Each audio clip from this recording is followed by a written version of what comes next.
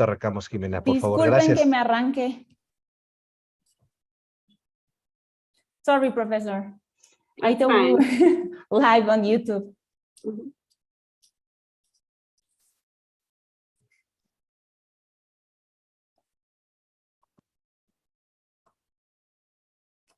So, hello. It is my honor to welcome Professor Jayati Ghosh from the Political Economy Research Institute at the University of Massachusetts, Amherst. Now I will briefly introduce Professor Ghosh. Jayati Ghosh taught economics at Jawaharlal Nehru University, New Delhi for nearly 35 years.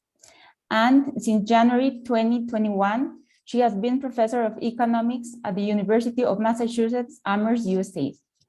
She has authored and edited 20 books and more than 200 articles. Her most recent books include The Making of Catastrophe, COVID-19 and the Indian Economy, When Governments Fail, COVID-19 and the Economy, and Women Workers in the Informal Economy. She has received several prizes and advises government in India and other countries. In March 2022, she was appointed to the UN Secretary General High-Level Advisor Board on Effective Multilateralism. So today's session is part of a conference series called La investigación que se realiza en el Instituto de Investigaciones Económicas. These conferences take place periodically and have the purpose of engaging in an intergenerational academic debate regarding national and international issues. The conference title is an ongoing question. Is global inequality preventing action on climate change? In a previous session, we had the opportunity to hear our colleague, Dr. Jorge Méndez Astudillo, who made a brilliant presentation about COVID-19 and air quality. During question and answer session after Dr. Méndez's presentation, several reflections regarding climate change arose. Hopefully, we're able to clarify some of the academic inquiries on today's session. In that sense, we'll request our audience to please post your questions at the YouTube chat. Your questions can be done either in English or in Spanish. Dr. Méndez will be reading and translating the question. Professor Ghosh, we will kindly ask you to have your presentation done in 13 minutes time, please. And we thank you so much for your time. The floor is yours. Thank you so much. Thank you. And thank you very much, Jimena and Nayeli and everyone for inviting me. I'm going to share my screen. So let me begin by, there we go. Yes. I'm just going to move it into slideshow. Yes, can you all see that? Good. Okay, so essentially what I'm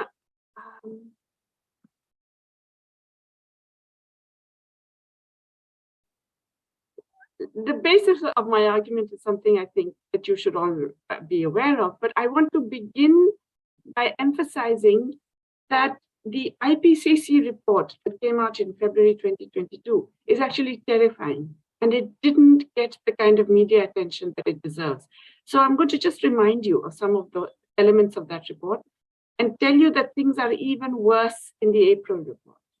What did they find? They find that already climate change has caused substantial damage and loss, that these are more than they had estimated earlier. So in February, they found things are worse than they had estimated in November.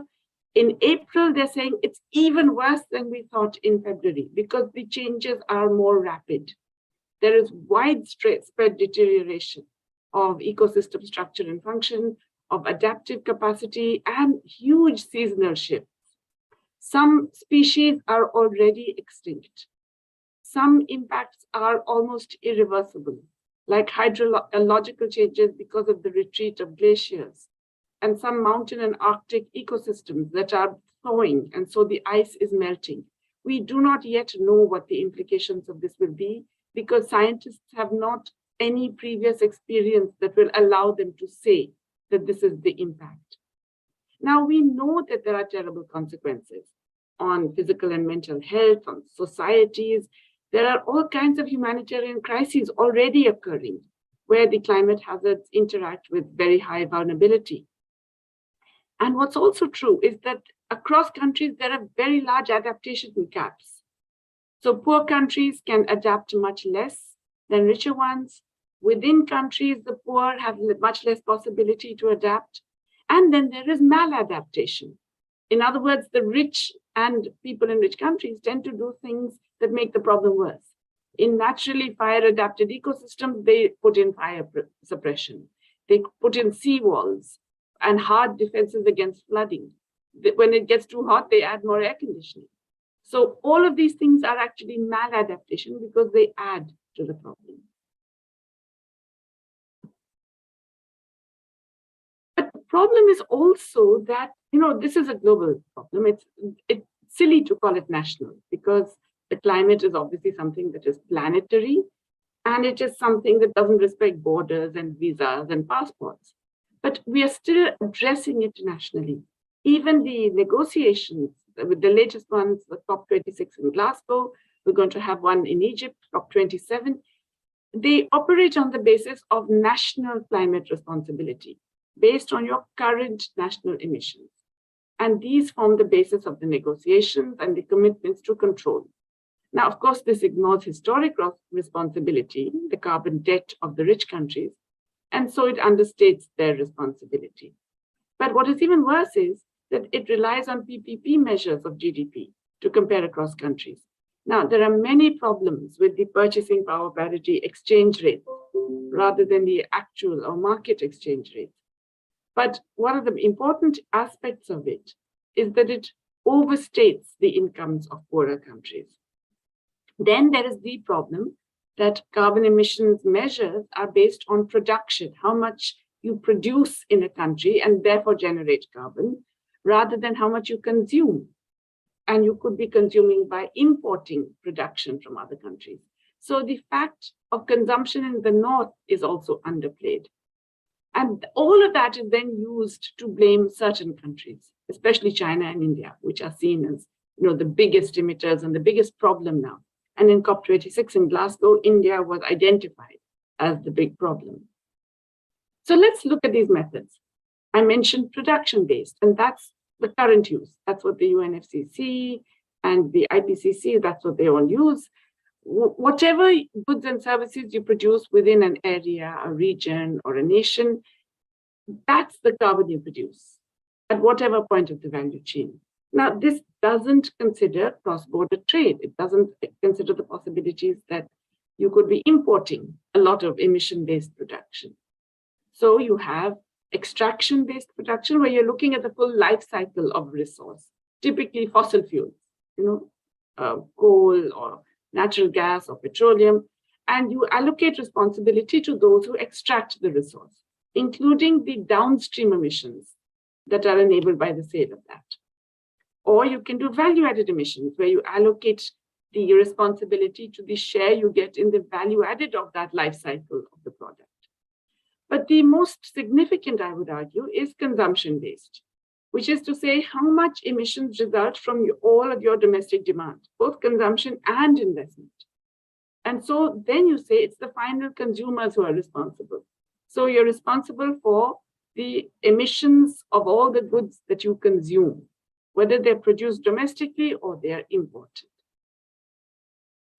I mentioned carbon debt. Today's developed countries, they are only 14% of global population, but they are responsible for 80% of the emissions between 1850 and 2011. So the reason we have a problem today is because these rich countries, 14% of the world's population, actually used up all of the, they emitted so much that that's why we're facing the problem today. Now you could say, wait a minute, in 1850, nobody knew that carbon emission is a problem. Nobody knew about greenhouse gases. Nobody knew about global warming. So why are we blaming people in the past for things that are happening now? Well, because more than half of these emissions occurred in the last 30 years only. in the period after 1980. And everybody knew about climate change then. Everybody knew it was a problem. Governments knew. There's clear evidence that even petroleum companies and everyone knew about the problem of climate change. So in a sense, the fact that there's no carbon debt is a problem. Okay, now why is it that India and China are seen as the big problem? Well, look at this, and you can see that China has overtaken US. So the blue bars are 2000, the year 2000, and the orange bars are 2019. And you can see how much China has become a huge emitter in the last 2 decades. Okay, completely overtaken the US. It was earlier around half the US level. The US was the world's largest emitter. Now China is the world's largest emitter.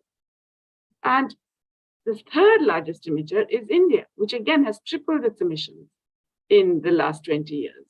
India was way down in the list earlier, and now it is one of the biggest emitters. So it looks like India and China are the problem. But if you look at it in per capita terms, it's a very different story. Here, China is less than half of the emissions of the US. And the US, Saudi Arabia, and Australia are the world's biggest emitters. And Canada is not far behind. Now, from here, you can see also that countries that are resource exporters, oil exporters, natural gas exporters, they tend, or mineral exporters, they tend to be very large emitters. Okay, so Saudi Arabia, Australia, Canada, Russia, Iran, they are all very large emitters in per capita terms because they're producing fossil fuels or minerals, okay? But India, for example, which is the third largest emitter as such, in per capita terms, it's only 2 metric tons per capita. It's one of the lowest of all of these major countries. By the way, this set of countries accounts for about 85% of global carbon emissions. So there's a reason why this set of 12 countries has been chosen, okay? But if you look at it in terms of final demand, again, the picture is different. That was just that production that I showed you. So let's look at it in terms of final demand. And so the orange bar is the final demand, how much you're actually consuming. The blue bar is the production, and the gray bars are the balance. And as you can see, the United States has a huge negative balance, 774 million metric tons in 2015.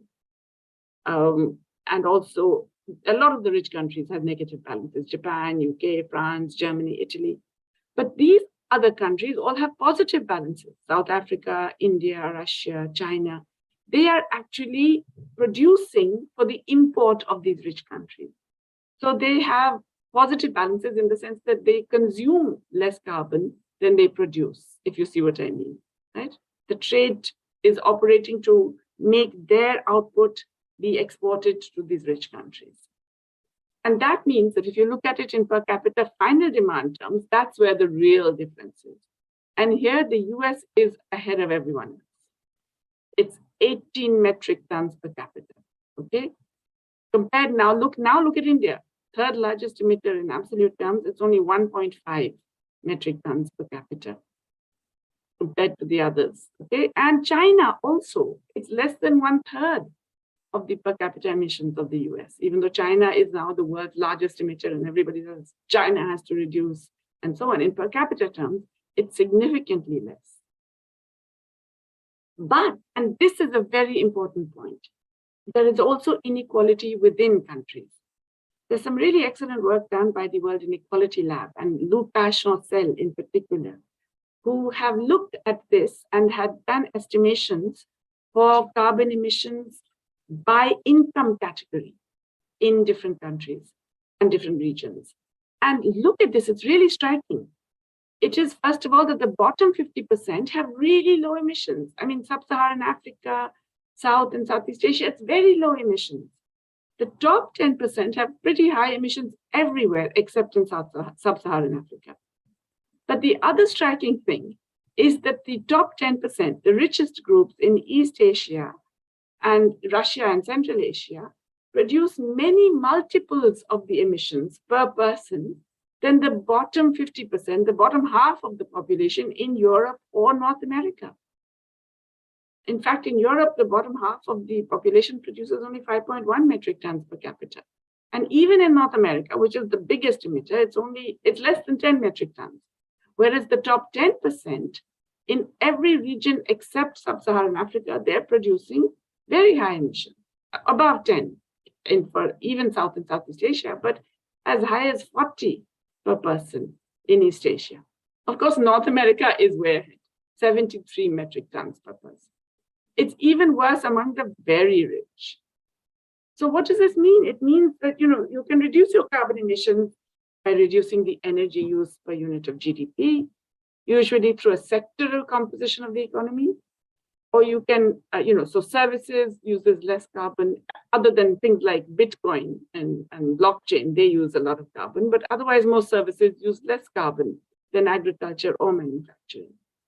Or within sectors, you can have technological changes that reduce the energy consumption per unit of output, or you can change the kind of energy you use from more carbon emitting to less carbon emitting. So the best option is renewable energy, solar and wind, then natural gas, then petroleum, then coal is the worst. There's also nuclear energy, which I have left out because I have other concerns about nuclear energy. But nuclear energy would be just after solar and wind energy in terms of the carbon production. And this table, I'm not going to spend time on it, but it tells you how much each of the countries has actually done in terms of reducing the, these are the elements that make up, it's, how much of it is aggregate, what's the energy intensity, how much energy do you use per output, and, what have you done in terms of the emissions relative to output. Okay, and then the changes in this. And what's interesting here, I want you to look just at the third and fourth columns, or the last and the second last columns. And you will notice that every single economy here has reduced its energy intensity. So we are getting better in terms of reducing the energy intensity of production. And a lot of that is because of the shift to services. But we've also reduced emissions, okay? And in general, except for a few, we have reduced emissions. Which are the few? Japan and India. Why? Because we still use a lot of coal. In fact, we're using more coal than we had used before. In Japan's case, that's because they moved away from nuclear energy after the Fukushima disaster.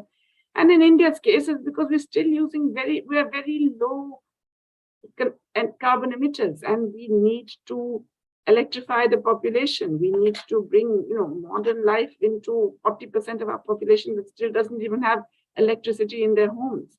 And therefore, we are using more coal, which is the cheapest fuel. But also, this wide variation in mitigation strategies suggests that per capita income is just one of the factors. As I said, most countries are showing declines. The poorer countries, they have higher absolute levels of emission intensity because of the different technologies that they're using. But what's interesting is that India has had the lowest levels of both per capita emissions and per capita income. But this decline varies, 13% decline in Italy to 40% in the UK. And it's because they've used different strategies. France, Italy, the UK, the USA, they have reduced the share of more carbon emitting sources. They've reduced coal, they've reduced, the fossil fuels relatively, but Japan and India have increased that reliance. One of the big reasons is because there are less access to technology for the energy saving and emission reducing production. The international intellectual property rights regime, the patents regime, and the fact that rich countries do not force their companies to give technology transfer to poor countries. These have been critical in the fact that poor countries are still not able to reduce their reliance on brown energy sources and shift faster to renewable energy. And then, of course, there's the role of cross-border trade, which I mentioned already. The emergence of China as a major manufacturing exporter. The huge increase in the manufacturing exports of China, more than 10 times by value and even more by volume.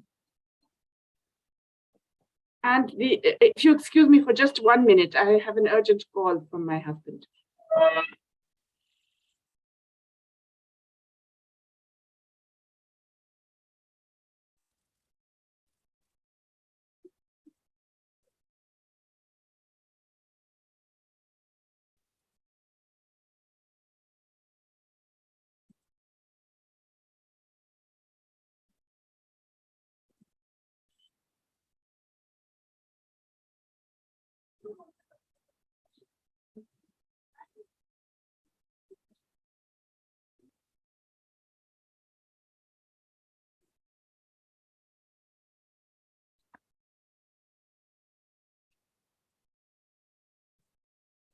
Apologies, my husband is not well and he needed some assistance.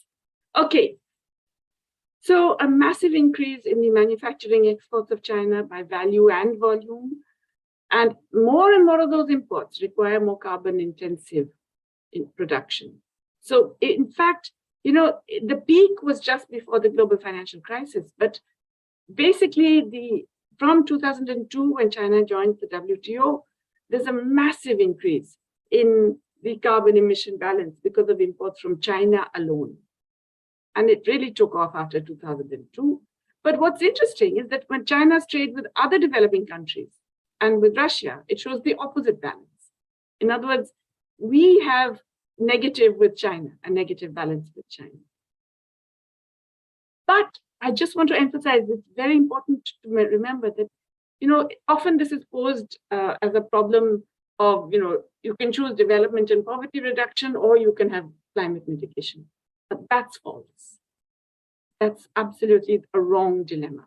Because as we've seen, you know, you can choose a development pattern that improves the energy and efficiency of the economy. It changes patterns of investment and consumption both towards activities requiring less energy, and it changes the kinds of energy you use. It actually reduces the share of coal, petroleum to natural gas and clean renewables. So you can do that. You can change the way people live by changing consumption and urbanization patterns.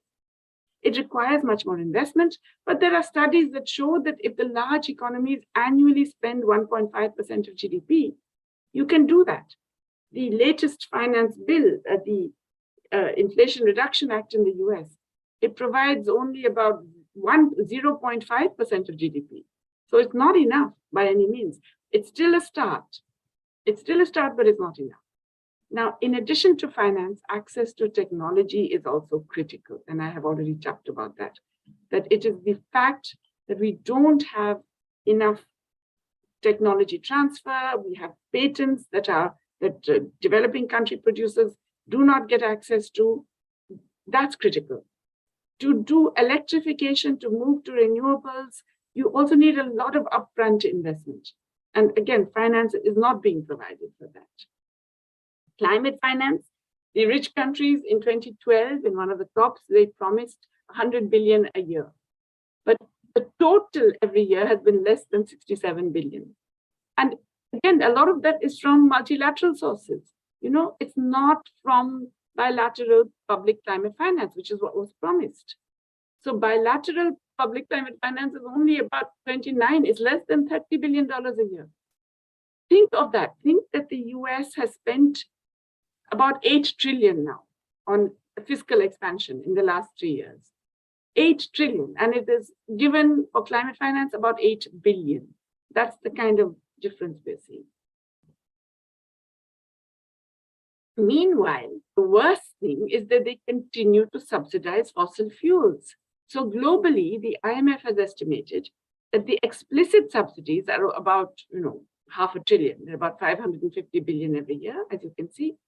But the implicit subsidies, which include a whole range of other, you know, credit subsidies, not measuring the inputs properly, not, you know, factoring in other costs, all of these come to 5.9 trillion in 2020. Nearly 6 trillion was the petroleum fossil fuel subsidies globally. And the United States alone, it was nearly 800 billion, so about 770 billion. Now, this has actually got worse after the Ukraine war, when there was a slight increase in the prices, as you know, of oil, and that was then fed also by financial speculation in the commodities markets, and profiteering by the big oil companies. So the knee-jerk reaction has been to increase subsidies rather than decrease them. So we need massive changes. If we're going to do something about climate finance, we have to address inequality globally between rich and poor countries, but also within countries. First of all, we have to use market exchange rates, not purchasing power parity exchange rates, to determine GDP and therefore climate obligations. We have to bring in the historical carbon debt and therefore say, well, all of you can't just do net zero, you have to reduce because you have a larger debt in terms of the carbon. We need massively increased climate finance based not as foreign aid that we're doing nice things for you poor countries, but as a global public investment, because this is a global public requirement. It's a global public good and we need global public investment. So one route is expansion of SDRs. We need to regulate and control the private finance that continues to fund brown projects.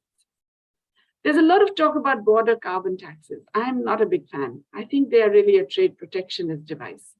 Because there are, the principles of compensation, how are you going to share revenues? These are not clear. We already know that the rich countries don't really provide climate finance. It's very unlikely that any border carbon tax will be translated into sharing of revenues. These kinds of tax and dividend policies, they require trust and international cooperation, but neither of them currently is very available. And of course, we definitely need to share new green technologies and make them accessible to all. So we have to change the IPR regime. The TRIPS has to be renegotiated at the WTO. Cap and trade has been the preferred way of dealing with reducing emissions, but it only transfers the location. It doesn't change anything. So cap and trade is not a desirable way of reducing global emissions either. But we also have other problems now. The electrification, the renewable energy push, all of this is going to actually lead to big demand in new minerals. Lithium, for example, which is required in all of these solar batteries, electric cars, and so on, and a whole range of rare earths. And so now many countries, especially in Latin America, are already facing resource grab, resource curse, all the environmental problems that come with mining, the displacement, the destruction of the local ecology, all of that is already evident. Then, recycling waste is supposed to be a very good thing. But a lot of the waste from rich countries is just exported to the developing world to be recycled. Nuclear waste is a very big example, but a lot of nuclear waste is simply dumped in many Pacific islands. Plastic waste used to be a very big problem until China banned plastic waste imports. And then that led to a global agreement on controlling plastic waste. And so now it's slightly less, which tells you that regulation can make a difference. But as we've seen, because of all these subsidies, private finance the incentives are all for brown investment, for coal and for fossil fuels. There's no regulation, there's no other disincentive against them. The ESG, the environmental, social, and governance indicators, which were supposed to encourage private investors to do green investments, it's really just greenwashing. It's a sham. What do we need to do? We have to control the carbon emissions of the very rich through regulation and taxation. Maybe we need to say, well, you can't take a trip to the moon as a private individual. Sorry. Maybe we need to say, if you have a private jet, you will be charged 10,000% tax for every flight. And all of that money would go into a fund for green investments. There are simple things to do.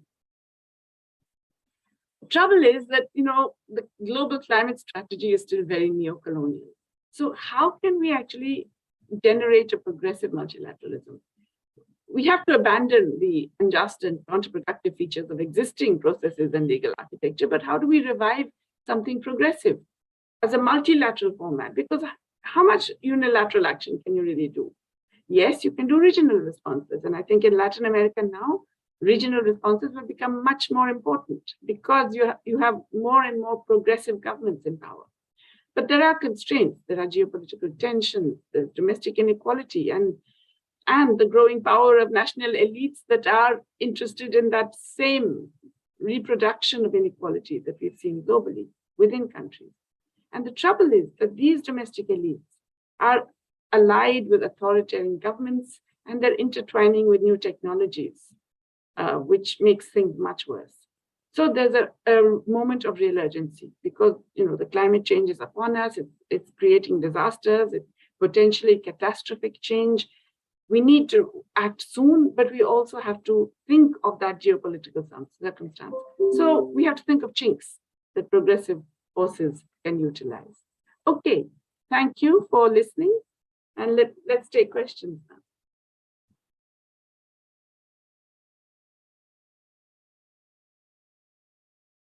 Hello, is anyone there? Yeah, thank you very much for the talk, Dr. Ghosh. I hope there are some questions from the audience. If someone has a question, please raise your hand here in, Jimena and Alicia. Okay. I think you can open your mic. Yeah, go ahead. Yes, well, I will, hi, Jayati, very pleasure to hear you. Yes, I would like if you can explain at least what is that? Alicia, ciao cara.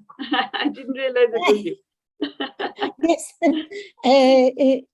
I would like to ask you, what is the role of the institutional investors in this green, green investment? Because it has BlackRock and many financial institutions are talking about the green economy, but well, what's going with that? Are you sure there will be a change that the BlackRock or other commercial banks of these big banks will try to change their policy for giving the credits? That's everything. Thank you, Jayati, and congratulations. Well, Alicia, this is such a good question because, in fact, absolutely not. It's really greenwashing what BlackRock and others are doing. All of that environmental and social governance. It is, first of all, their so-called green investments are not even 1% of their total investment. Okay, so it's a tiny, tiny amount. But what is worse is that today the largest funders of coal, for example, are 8 financial institutions based in the US, of which the biggest is BlackRock. So BlackRock funds coal to the tune of about nearly $1 trillion. Okay, and it maybe will set aside 15 billion for some green investment somewhere and publicize that and see how good we are and so on. You can't even blame BlackRock. You can't say you are the bad guys because it's the market incentives which are all wrong. It's very profitable right now. And that's because partly it is that we are mispricing carbon, but it's also we're subsidizing it.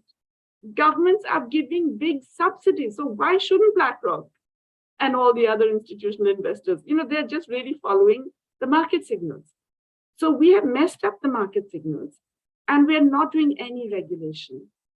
So I suggested, look, why can't you do a simple regulation? Okay, BlackRock, you invest $1 in coal, you have to invest $5 in green. It's a regulation. There's no tax, there's nothing. You're just simply saying, if you want to invest in coal, you have to invest 5 times that amount in green. But no government is considering this. It's really because all of these governments, as now we know, especially with the way the Biden attempt turned out, they are really in the control of these major corporations who can influence the policy.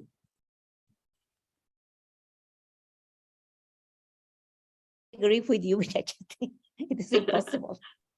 But well, we must have a list of, how can I tell you, an ideal that this must change. We can't just continue like that. Absolutely. And it must be a policy, a multilateral policy, and especially the IMF must work in this one, in this policy, and also the World Bank, because if then, and also the central banks also, they must play a in role. fact, this is one of the concerns that we are actually trying to deal with in the this board on effective multilateralism, how to make an international financial architecture that works Yes.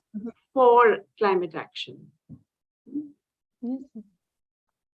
Yes, that's true. Well, we must have hope. Thank you very much. Thank you. Thanks, Alicia. It's a great question. Are there any other questions from the audience? Yes, Jimena, please. Well, a bit related to what you just said, I want to know if following this idea that climate change is a global problem, do you think it's necessary to rethink international diplomacy mechanisms?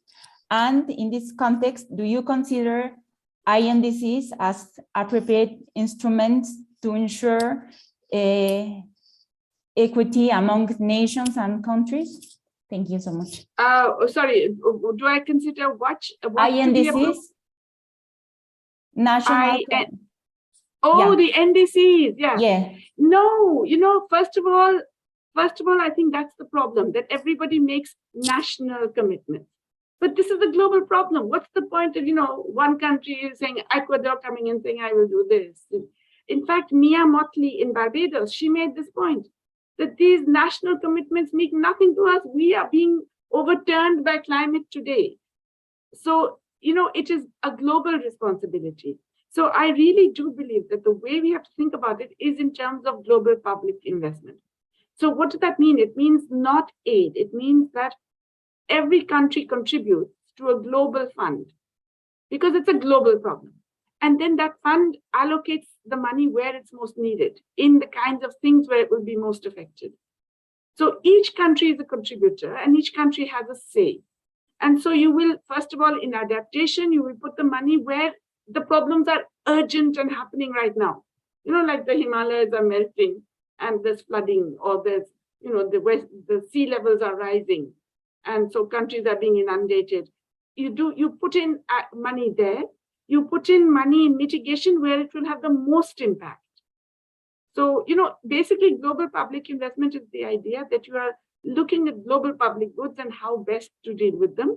And so you're not saying, I in my country will do this, and I will get to zero emissions on production terms, which means I can import half the emissions, and I won't share my technology with anybody, and I will become all electric, which is more or less what the Biden government is doing. That's the wrong way of doing it. Thank you so much. I totally agree with you. Okay, thank you, Jimena. Samantha, please. Thank you. Nice to meet you very much, Doctor. I have a question regarding criticism that constantly we hear about that renewable energy is not enough to attend the demand of different markets, right? Even the population. Here in our country, recently we built a new refinery in order to give answer to our internal demand. What you can say about that? Because technology right now seems to be not enough. Solar energy, even air is just intermittent. So at the end of the day, we need to find out a real transition from coal, from fossil energy. And I think, for example, in the case of Latin America, we do not have the infrastructure, we don't have the resources to make additional research in order to find better ways to establish that transition. What is your opinion about that? Samantha, that is the central question. What you posed is really it. And the problem here is not that we can't afford it so much as that it requires lots of upfront investment. Okay, so it's possible, in fact, to meet energy needs through renewable entirely, but it will take a long time. Most countries now, maybe it's 10%, 5%, 10% of their total energy consumption. That transition is going to take a long time. But it also means a huge amount of additional investment. So it's not just that you create, a bunch of solar solar panels, or that you do a bunch of wind fields, pipes and so on. you need the grids, you need to electrify you need the transmission lines, you need so much. I mean, yes, you can do decentralized up to a point, but it will not cover all the needs. So you need massive upfront investment. China, in fact, is the only country that seems to have recognized this. They are putting in huge resources in infrastructure to change the infrastructure to actually make it viable for a renewable energy system. But that China can do it, very few countries can. Most countries cannot. And again, the other problem you mentioned, we don't have access to the latest technologies. And they are not being shared. It's not just the patents, it's the industrial design, it's all the aspects of knowledge that you need to be able to make that kind of transition are being denied to us. And again, with a global public investment approach, that would not make sense because it doesn't help. I mean, even, the forest fires in Nevada and California are going to continue if they don't help Mexico deal with the mitigation. You know what I mean? So it's a bit foolish for countries to be thinking in these very national terms because they're going to be affected whether they like it or not. And yet somehow we can't get policymakers to get out of that. So at the end of the day, it's just a political decision for you. Well, except that, I think partly that political decision happens because there's not enough public awareness either. I don't think enough people understand this. I don't think, whether in the US or in Mexico or in India, I don't think enough people, first of all, understand the real threat of climate change and why it's happening, or the fact that you can't do it on your own. You have to have a broader approach. Okay, thank you very much. Yeah, thank you.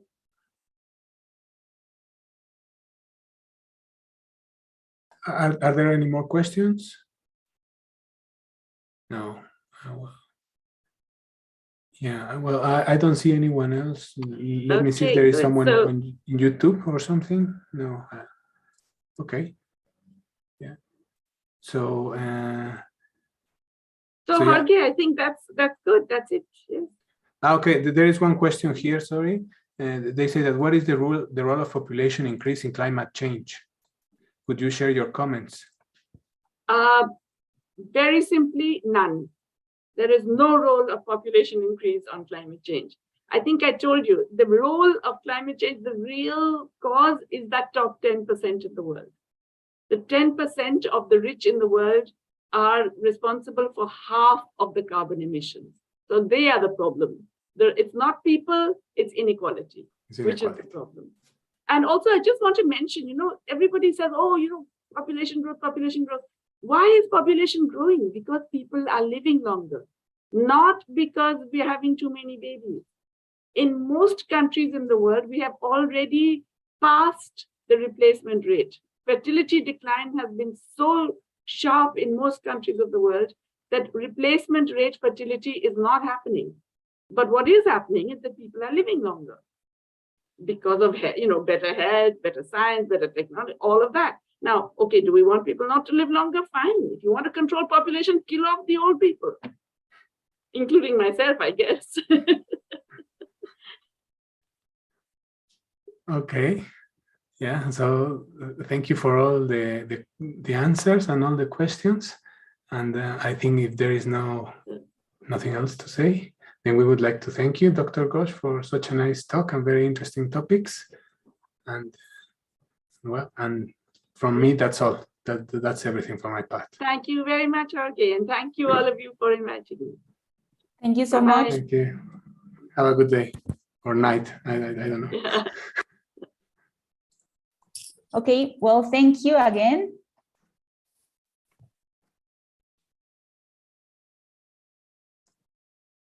Yeah. Ya se desconectaron. Okay.